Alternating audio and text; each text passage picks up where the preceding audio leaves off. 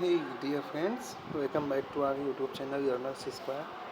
तो आज के इस लेक्चर में हम देखने वाले हैं अर्धवार्षिक परीक्षा 2025-26 क्लास 10th के पेपर का रिव्यू। कौन सा ऑप्शन करेक्ट है, कौन सा क्वेश्चन कैसा आया है ना, उसके आंसर करेंगे डिस्कस। मेनली तो ऑब्जेक्टिव आप लोग जानने के लिए आए होंगे, तो ये देख लीजिए।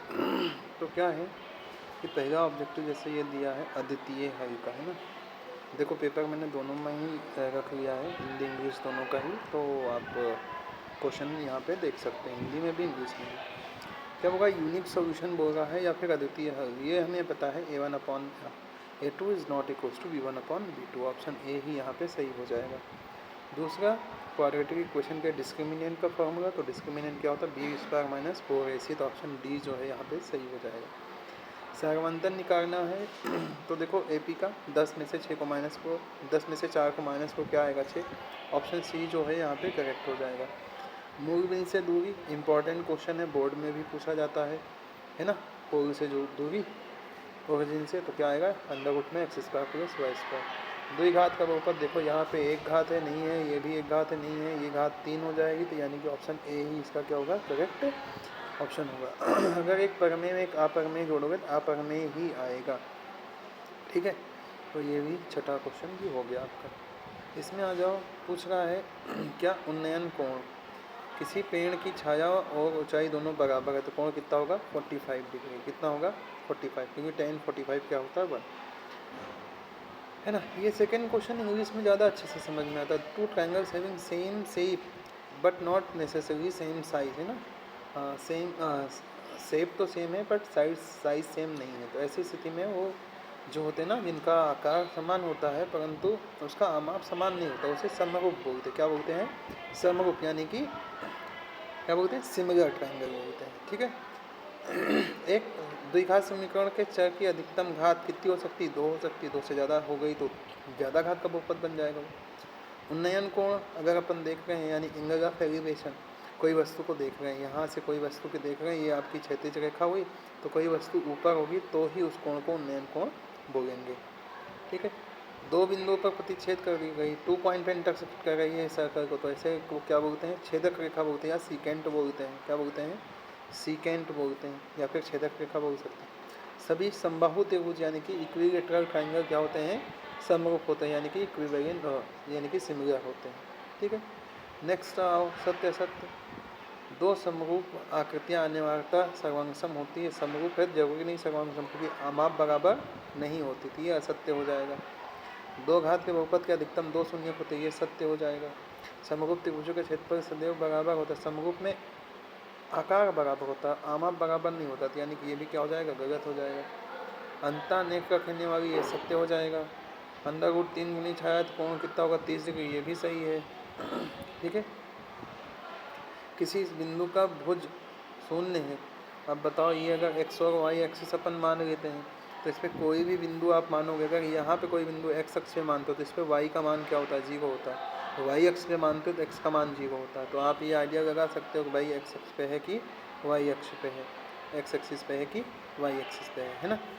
तो x की वैल्यू क्या है, कोई बिंदु, किसी बिंदु का भुज शून्य है, भुज शून्य मीन्स x का मान 0 है ना, एब्सिसा, और x का मान कहाँ पे 0 होता है, y पे, यानी ये वाला क्या हो जाएगा, फॉल्स हो जाएगा, ठीक है।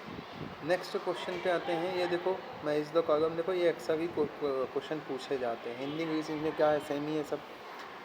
तो देखो यहाँ पे पहले में अगर आप 9 कॉमन करोगे तो आइडेंटिटी बन जाएगी, यानी कि पहला का ऑप्शन कहाँ आ जाएगा, 9 पे आ जाएगा। फिर दूसरा कहाँ जाएगा, 15 और 30 का एलसीएम 30 हो जाएगा, है ना। फिर इसके बाद जो है, अगर आप देखो तो sin² theta plus cos² theta कितना होता है, 1 होता है, ये यहाँ पे आ जाएगा।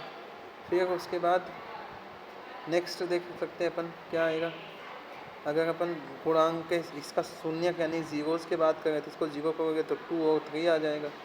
फिर इसके बाद और देखें अगर आप, तो अचर पद की घात यानी कि कांस्टेंट पॉलिनोमियल की पावर कितनी होती है, 0 होती है। बचा हुआ ये यहीं पे आ जाएगा, tan 30 1/3 के बराबर हो जाएगा, ठीक है। तो ये हो गया मैच द कॉलम आपका। फिर इसके बाद अगले क्वेश्चन पे पहुंचते हैं, जो कि 1 वर्ड में आंसर देना है। आपसे अल्फा प्लस बीटा पूछा है, आपसे क्या पूछा है, अल्फ़ा प्लस बीटा पूछा है। अब अल्फ़ा प्लस बीटा क्या होता है आपको भी पता है, क्या होता है माइनस बी बाई ए। क्या होता है माइनस बी बाई ए, ये करेक्ट आंसर हो जाएगा। किसी इक्वेशन का आपने क्या ग्राफ बनाया, ग्राफ क्या है, एक सिंपल लाइन आ गई, एक स्ट्रेट लाइन आ गई। स्ट्रेट लाइन है तो ऐसे को क्या बोलते हैं, लीनियर, क्या बोलते हैं, लीनियर बोलते हैं या रैखिक बोलते हैं। ठीक है, क्या बोलते हैं, रैखिक बोलते हैं। द्विघात समीकरण के मूल को ज्ञात करने का फॉर्मूला आपको भी पता है, किसने दिया था, श्रीधराचार्य ने। श्रीधराचार्य सूत्र के नाम से भी उसे जाना जाता है। आधारभूत समानुपातिका प्रमेय, जिसे आप थेल्स प्रमेय भी बोलते हैं, है ना, बेसिक प्रोपोर्शनैलिटी थ्योरम, बीपीटी बोलते हैं शॉर्ट में। ठीक है, तो इसका कथन क्या है कि अगर हमारे पास कोई त्रिभुज है, उस त्रिभुज में दो भुजाओं पे कोई बिंदु ले लिया, उससे तीसरी भुजा के समांतर अगर रेखा हमने खींचा तो जो दोनों भुजाएं हैं वो क्या होंगी, समान अनुपात में विभाजित हो जाएंगी। ठीक है, अब देखो ये पांचवा प्रश्न बहुत ही आसान सा आया है।